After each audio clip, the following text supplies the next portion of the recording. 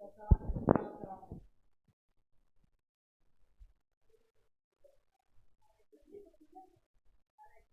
आज मनोज सर कैसे छुट्टी पे चले गए?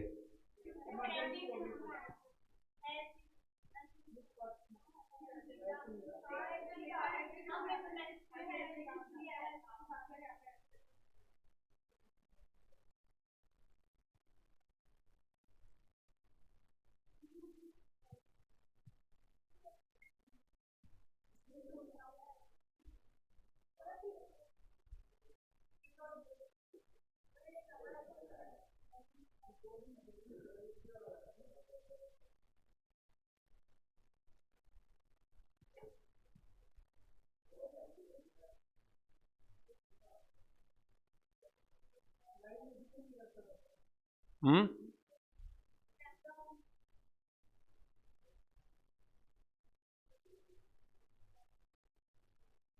हाँ जी। Good morning, good afternoon. Online students, कल एक क्वेश्चन दिया था वो आप करके लाए हैं? यहां पर कितने स्टूडेंट्स ने कर लिया? आधा कर लिया? पूरा? शाबाश, बहुत बढ़िया। ऑनलाइन भी देख ले जरा। ऑनलाइन में कर लिया? एक बच्चा, दो बच्चा, थोड़ा बहुत, थोड़ा बहुत क्यों? हेडिंग हेडिंग डाल दी। देखो बच्चों, जिन्होंने नहीं किया एक बार मैं फटाफट से वापस रिवाइज कर दूं, क्योंकि यदि मैं ये क्वेश्चन करवाऊंगा तो पूरा पीरियड चाहिएगा। तो मैं रिवाइज करवा दूं। ये फीफो मेथड का मतलब क्या होता है बताओ? फर्स्ट इन, जो आपने फाउंडेशन में पढ़ा है उसमें कोई डिफरेंस नहीं है, फर्स्ट इन। तो बताइए, जब भी कोई लॉट आएगा, क्या वर्ड बोला मैंने? तो वो बैलेंस वाले कॉलम में मिक्स हो जाएगा या अलग लॉट में नीचे आएगा? अलग लॉट में क्या आएगा? नीचे।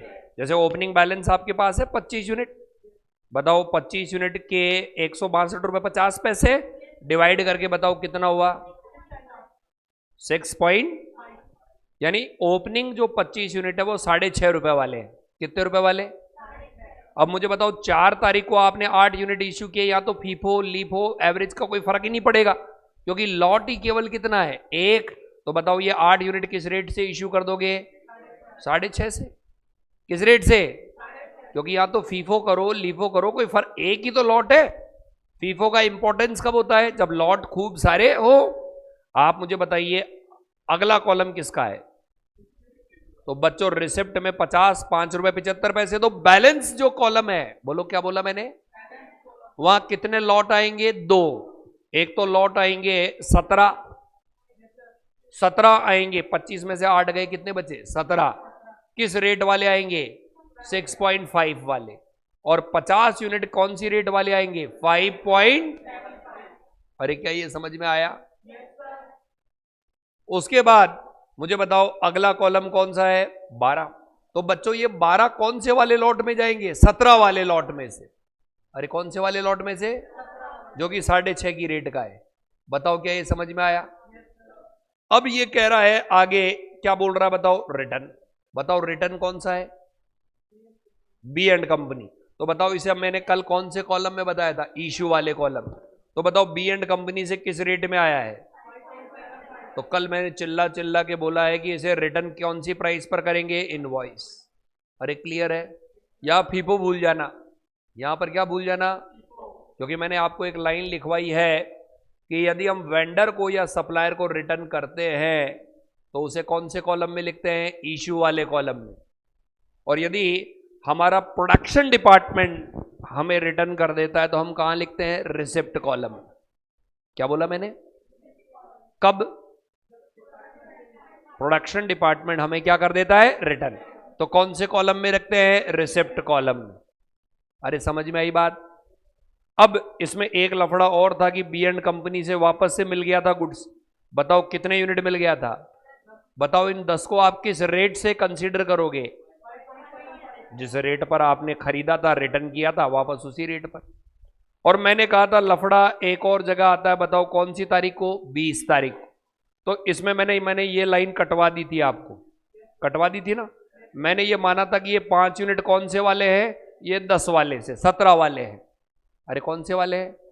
तो जो 17 में हमने इशू किया था वही हम क्या कर देंगे, रिसिप्ट में लिख देंगे। क्लियर है? और इसे बैलेंस में कहां लिखेंगे, टॉप पर। बस उसके अलावा तो इस सवाल में कुछ है ही नहीं। उसके अलावा तो ये प्योर सीए फाउंडेशन है, प्योर। बताइए कोई डाउट है क्या?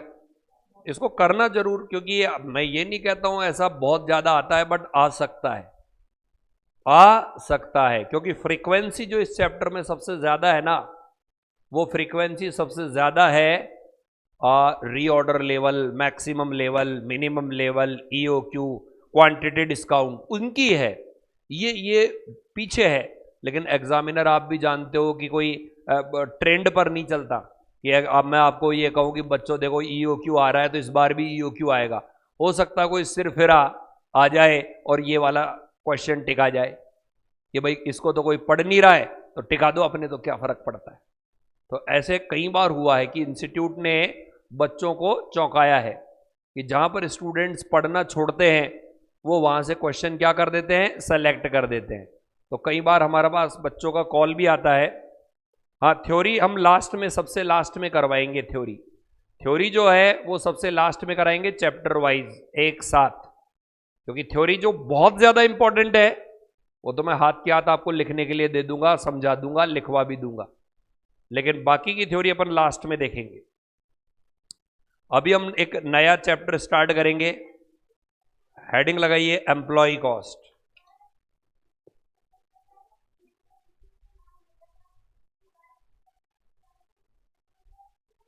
नहीं, ये नीचे ही आएगा।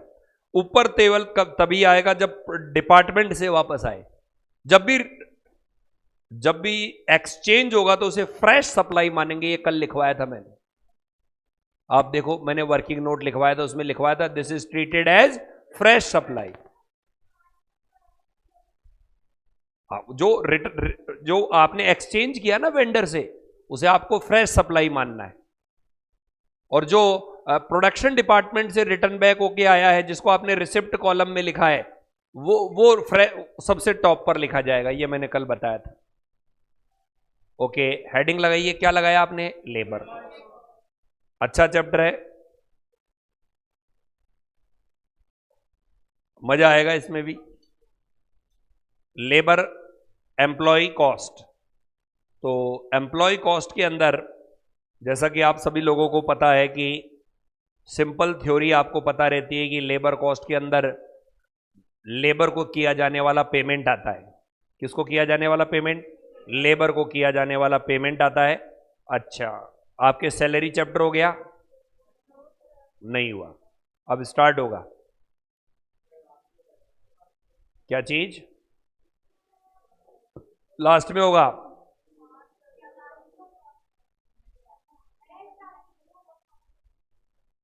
हेडिंग लगाइए। सबसे पहले लेबर कॉस्ट। लेबर कॉस्ट लगा चुके ना हेडिंग? इसमें लिखेंगे labour cost include, labour cost include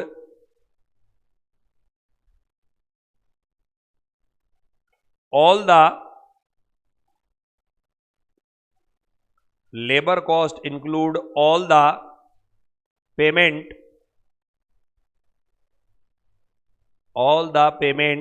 made to the workers,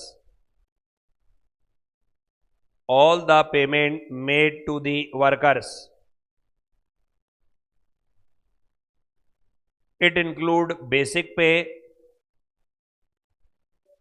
it include basic pay,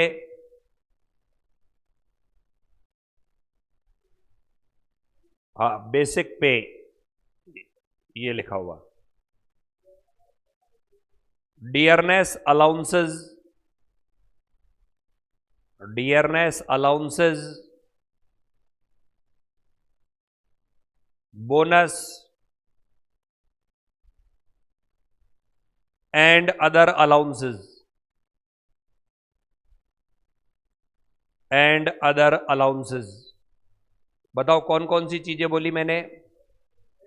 एक तो क्या बोला मैंने, बेसिक पे, एक क्या बोला, और क्या बोला, और क्या बोला, यहां तक समझ में आया? Basic, DA, bonus, other. होता क्या है कि जो आदमी जॉब कर रहा होता है ना, आप उससे पूछोगे कि तेरा पैकेज क्या है, क्या, तो वो कहेगा 30 लाख रुपए। कितने रुपए? एनुअली। 30 डिवाइडेड बाई 12 करो, ये 2.5 क्या है? आप उसे कहोगे ठीक है, ऐसा कर, तेरे अकाउंट में इस टाइम पे आराम से 10-20 तो पड़े होंगे। आप उसका अकाउंट चेक करोगे तो अकाउंट में मिलेंगे 8,000 रुपए। कितने मिलेंगे? आप कहोगे ये कैसी माया, तेरा पैकेज तो कितना है, 30 लाख।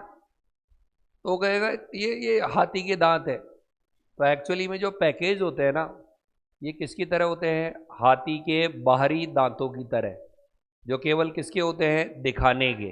कसर मतलब ये कि दो चीजें होती है। Number 1, employ cost. क्या बोला मैंने? ये देखी जाती है एम्प्लॉयर के एंगल से। किसके एंगल से? और एक होता है एम्प्लॉय का रिसीव्ड इन हैंड। तो यदि आप उससे पूछो ना, चल तो ये बता, तेरे अकाउंट में जो मैसेज आता है ना, टिंग टिंग, वो कितने का आता है? तो बोलेगा मैसेज तो 1:30 का, 1:35 का ऐसे आता है। तो दिखने में पैकेज कितना का दिख रहा है? 2.5 लाख रुपए पर मंथ। लेकिन जो मैसेज आता है वो कितने का आता है? 1:30, 1:35। ऐसा क्यों? क्या कंपनी चिटिंग कर रही है? क्या कंपनी झूठ बोल रही है? फिर ये डिफरेंस का रीजन क्या है? नहीं तो अदर तो है, तो पैसा तो चाहिए ना, फिर पैकेज का ही का। तो उसका रीजन है कुछ चीजें जिनके नाम मैं बताऊंगा। ये पीएफ, जब भी तो मैंने आपसे पूछा कि बच्चों क्या आपको सैलरी चैप्टर पढ़ा दिया क्या, ये नाम सुना है क्या? PF, provident. एक नाम और होता है जिसका नाम है ईएसआई। क्या नाम है? ईएसआई। उस पर्सन को कहते हैं देखो जी, आपका बेसिक है 1 लाख। कितना है? तो ठीक है।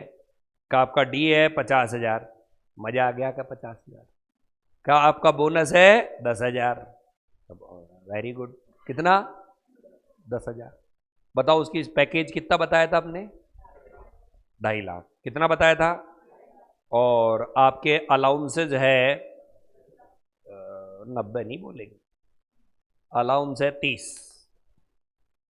कितने हुए? 1 लाख। बोलो कितने हैं? 190। तो 2.5 का पैकेज है ना। Just a minute, just. आपका पीएफ और ईएसआई है 60,000। कितना है? टोटल करो। 2.5 लाख का दिखा पैकेज। वो कहता है ठीक है, मैसेज कर दो, 2.5 लाख का अकाउंट में ट्रांसफर कर दो। ये पीएफ और ईएसआई हम आपको अभी नहीं दे सकते। का मतलब कि ये जो है, ये क्या गवर्नमेंट के अकाउंट में जाते हैं पीएफ और ईएसआई। ठीक है, पीएफ और ईएसआई रिटायरमेंट पर 60 की एज में मिलेंगे। ओके ठीक है, ये कम कर दो। बताओ कितना बचा? 1 लाख का। चलो 190 का टिंग टिंग मैसेज करो। 60 तो हमारे और 60 आपके। क्या बोला मैंने? यानी गवर्नमेंट ने ये बोल रखा है कि जितना आप दोगे उतना का उतना एम्प्लॉय की पॉकेट से काट कर भी आप ही जमा कराओगे। यानी 60 तो किसके गए? कंपनी के। और जो ये पैसा बचा ना, इसका टोटल करो, बताओ कितना बैठा? 150, 60, 190। इसमें से भी उड़ा दो आप कितने, और ये भी यहां चले जाएंगे। यानी पीएफ अकाउंट में टोटल कितने चले गए? 1,20,000। और उस गरीब के खाते में पैसे कितने आए? अब आपको समझ में आया लफड़ा क्या है?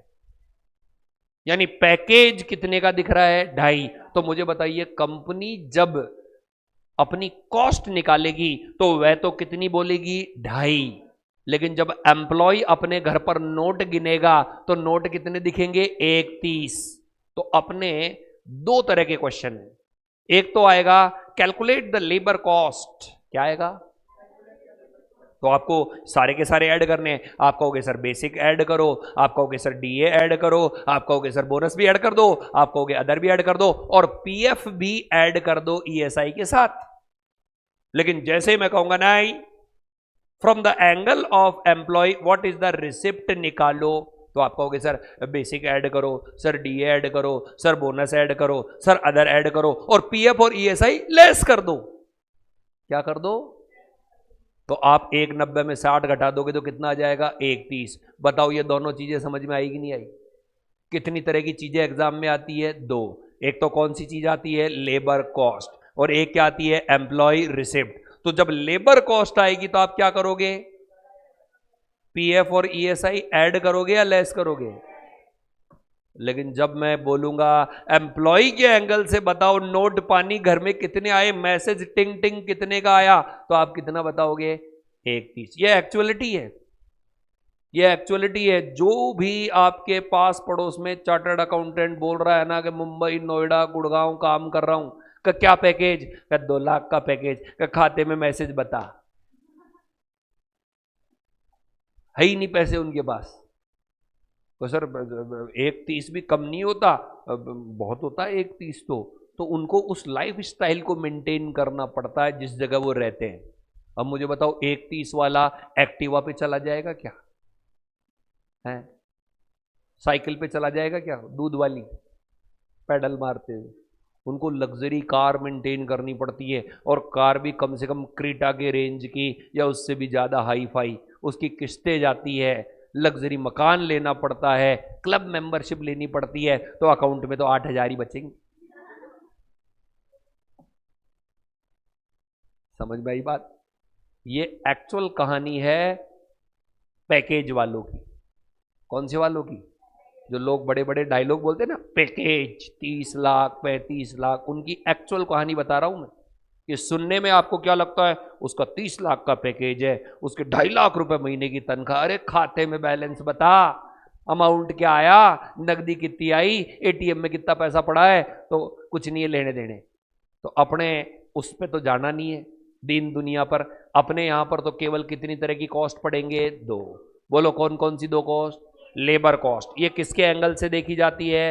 एम्प्लॉयर के एंगल से। मुझे बताइए एम्प्लॉयर कहां गलत है 2.5 लाख का पैकेज बताने में? गलत है या सही है? सही है। और घर वाले उसके कहते तू किसको दे के आ रहा है, तू सच्चाई बता। अपॉइंटमेंट के टाइम तूने खुद ने बोला कि तेरा पैकेज कितना है? 2.5 लाख रुपए महीना। तो किसको दे के आता है? कौन है बाहर? वो क्या बताए कि उसे खाते में ही कितने मिलते हैं? 130। कैसे निकले 130? बेसिक जुड़ा, डीए जुड़ा, बोनस जुड़ा, अदर जुड़े, और पीएफ ईएसआई के पैसे कट गए। तो सर फिर ये जो 120 कटा, 60 उसका 60 उसका, ये कब मिलेगा? तो at the time of retirement, after the age of 60। समझ में आ गई क्या बात? कहानी पैकेज की। अरे ऑनलाइन वाले बच्चों, समझ में आ गई क्या? एम्प्लॉय कॉस्ट और रिसिप्ट दोनों चीजें। ओके,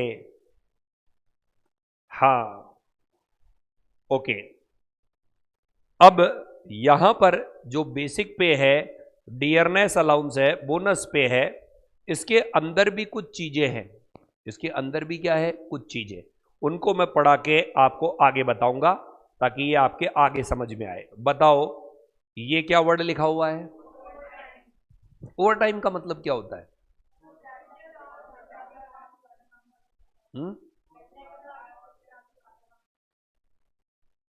ओवर टाइम का मतलब होता है स्टैंडर्ड वर्किंग आवर्स से ज्यादा।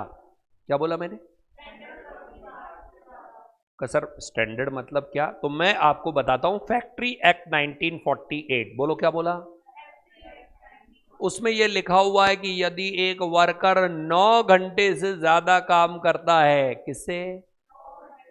तो वो घंटा ओवर टाइम माना जाएगा। क्या माना जाएगा? कितने घंटे से ज्यादा? या एक सप्ताह में 48 से ज्यादा काम करता है तो वो टाइम ओवर टाइम माना जाएगा। बोलो क्या क्या बोला मैंने? एक दिन में और एक सप्ताह में वो टाइम क्या माना जाएगा? और उस टाइम में उसे जो वेजेज मिलेगी वो नॉर्मल का डबल होगी। क्या होगी? तो बताओ, ओवर टाइम फैक्ट्री एक्ट के अकॉर्डिंग कब होता है? एक दिन में, एक सप्ताह में। अब यहां पर कई बच्चे सोच रहे होंगे, सर इसका मतलब मेरे पापा तो खूब ओवर टाइम करते हैं, वो तो रात को 9-9 बजे तक आते हैं। तो ध्यान रखना, मैंने ये बात बोली है फैक्ट्री एक्ट मजदूरों के लिए। किसके लिए? Over time chartered accountant professionals पर एप्लीकेबल नहीं है। केवल किस पर एप्लीकेबल है? मजदूर, ब्लू कॉलर जॉब्स, जैसे हम लोग। सर आप पर है क्या? तो नहीं है, हमारे ऊपर भी नहीं। एक दिन में कितने से ज्यादा? एक सप्ताह में। मैं क्वेश्चन पूछ रहा हूं, जवाब देना। एक वर्कर है मिस्टर ए, वो पूरे सप्ताह में 3 दिन काम करता है। कितने दिन? और तीनों दिन 10-10-10, तीनों दिन कितने घंटे काम करता है? क्या ओवर टाइम होगा या नहीं? हाँ या ना? कितना होगा? 3 घंटे। कितने घंटे? क्योंकि एक दिन में कितने से ज्यादा काम किया? 9। तो कितने घंटे? चलो दूसरा क्वेश्चन। एक वर्कर है बी, हर दिन 9 घंटे काम करता है। हर दिन, सोमवार से शनिवार 9 घंटे 9 घंटे 9 घंटे 9 घंटे 9 घंटे 9 घंटे, शनिवार तक। बताओ ओवर टाइम है या नहीं? कितना है? 7 या 6? कैसे निकाला? 54 माइनस, अरे समझे क्या? ओवर टाइम में फैक्ट्री एक्ट के अकॉर्डिंग कितनी वेजेस दी जाती है? डबल। डबल का मतलब है यहां पर है बेसिक तो दी जाती है, अरे जो नॉर्मल है वो तो दी जाएगी, साथ ही उसको क्या मिलता है बताओ? प्रीमियम। और प्रीमियम इक्वल्स टू क्या होता है? नॉर्मल वेजेस के। अरे इक्वल्स टू किसके होता है? बताओ, ओवर टाइम समझ में आ गया क्या? नॉर्मल रेट से ज्यादा रेट। और बताओ क्या लिख रखा है? बताओ फैक्ट्री एक्ट में, where a worker work in a factory for more than he shall be respect for entitled to wages at the rate of। किस रेट से मजदूरी मिलेगी? कौन से एक्ट में लिखा हुआ है? और आपको पता है नरेंद्र मोदी एक नया लेके आ रहा है फंडा, और हो सकता है वो विद इन 1 मंथ एप्लीकेबल हो जाए। आपने तो सुना होगा, न्यूज़पेपर यदि पढ़ते हो तो। वो ये लेके आ रहा है मजदूरों के लिए नई स्कीम। वो लेके आ रहा है सप्ताह में 3 दिन छुट्टी और कितने दिन काम? 4 दिन काम। कितने दिन छुट्टी? नहीं, आपको ताली बजाने की जरूरत नहीं है, मजदूरों के लिए है ये। किसके लिए है? और मजदूरों के लिए। आप लोगों को इसका फायदा नहीं मिलेगा। आप अखबार में नहीं पढ़, हाँ सैलरी वही पूरी, हाँ, बट उन 4 दिनों में आपको 48 घंटे काम करना पड़ेगा। हाँ, अरे कैसे मतलब नहीं है, क्या बात कर रहे हो आप? हाँ हाँ, 12-12 घंटे का करने का प्रोविजन है उसका। भाई जो 12 नहीं करना चाहता उसकी सैलरी प्रोपोर्शनेटली क्या हो जाएगी? रिड्यूस। ऐसा है, ऐसा करने का उसका प्लानिंग है कि फायदा यह है कि उसको 3 दिन स्पेयर मिल जाएंगे तो मेंटल टेंशन कम हो जाएगी। 3 दिन रिलैक्स करेगा, फैमिली टाइम एंजॉय करेगा। अरे तो ये आप 12 घंटे को एबनॉर्मल क्यों समझ रहे हो? 12 घंटे कोई खास नहीं है। हम लोग करते हैं 10 के 11 घंटे, तो कोई दिक्कत ही नहीं। ऐसा आपको लग रहा है 12 घंटे बहुत है, आप लोग कर रहे हो 12 घंटे, नहीं कर रहे हो क्या? कोचिंग प्लस पढ़ाई मिला के देख लो, आप 12 घंटे नहीं हो रहे क्या आप? तो फिर क्यों टेंशन ले रहे हो आप? अब ओवर टाइम में रेट डबल मिलती है, सिंगल मिलती है? डबल। एक तो होती है नॉर्मल रेट, और नॉर्मल रेट से ऊपर जो होता है उसे हम क्या बोलते हैं? प्रीमियम। क्या बोलते हैं? अब ओवर टाइम के भी ट्रीटमेंट बताए गए हैं। किसके ट्रीटमेंट? ये ओवर टाइम का क्या ट्रीटमेंट करेंगे, तो पहले हम उसके ट्रीटमेंट पढ़ेंगे फिर उसको लिखेंगे।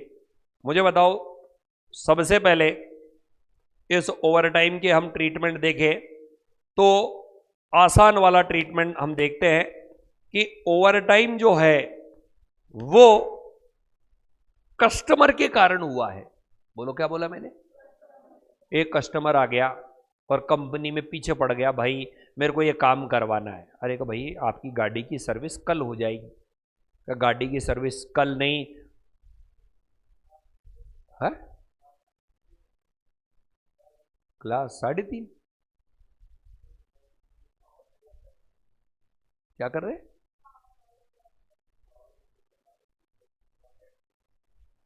कितनी देर लाइट जाएगी? कब कर रहे हो ये?